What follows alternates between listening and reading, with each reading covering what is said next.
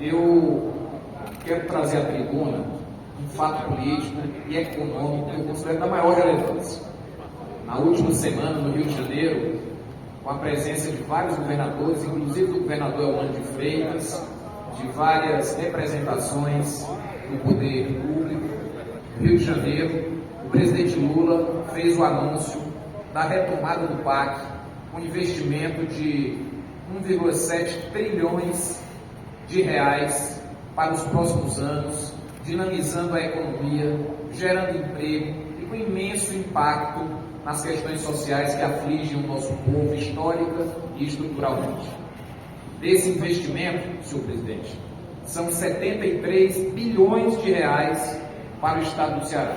Mais especificamente, 73 bilhões e 200 milhões de reais em investimentos para o estado do Ceará, que foram negociados, discutidos com o governador Elmano, assim como também aqueles investimentos que vão acontecer nos demais estados da federação, foram pactuados com os governadores de cada estado. Esse é um aspecto que eu gostaria de destacar nessa retomada do ciclo democrático do país. Ao invés do que acontecia anteriormente, em que o governo federal muitas vezes se negava a ser interlocutor dos governadores eleitos dos seus estados, no que diz respeito à definição de prioridades da agenda de investimentos do governo federal. Desde o início do ano, o presidente Lula e os seus ministros têm se dedicado incansavelmente a afinar a pauta de investimentos de cada estado com o governo federal, independentemente de questões partidárias e ideológicas. É o princípio da federação, de uma república federativa que se impõe de maneira democrática a partir do diálogo habilidoso conduzido pelo presidente Lula e pelos seus ministros.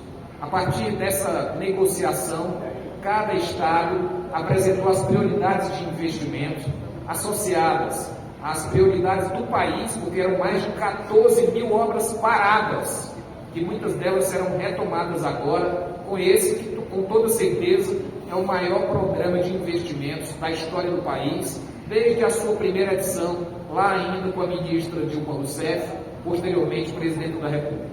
Mas eu quero destacar ainda que aqui no Ceará, esses 73,2 bilhões serão investidos, de acordo com o PAC, em 9 eixos de atuação.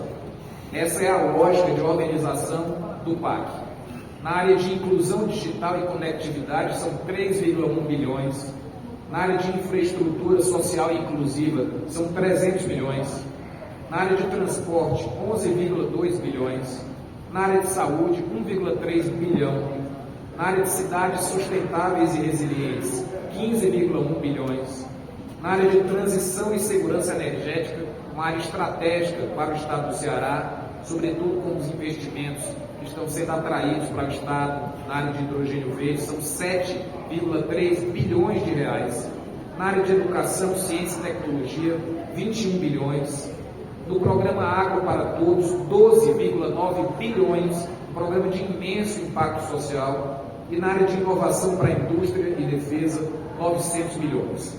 Serão prioritárias as seguintes obras: a adequação do anel rodoviário de Fortaleza, uma demanda histórica, a duplicação da BR-116, no trecho Pacajus, Boqueirão do Cesário, Tabuleiro do Norte, são aproximadamente 150 quilômetros, a duplicação do Eixão das Águas do Ceará, 41,5 quilômetros de duplicação e 200 quilômetros de extensão, a Transnordestina, com a extensão de 608 quilômetros no trecho cearense, o Ramal do Salgado, com a extensão de 35 quilômetros, o Cinturão das Águas do Ceará, trecho 1, 145,3 quilômetros, 8.200 novas moradias, como parte do programa Minha Casa Minha Vida, e a barragem do Lago de Fronteiras, que vai beneficiar 300 mil pessoas, com capacidade de 488,1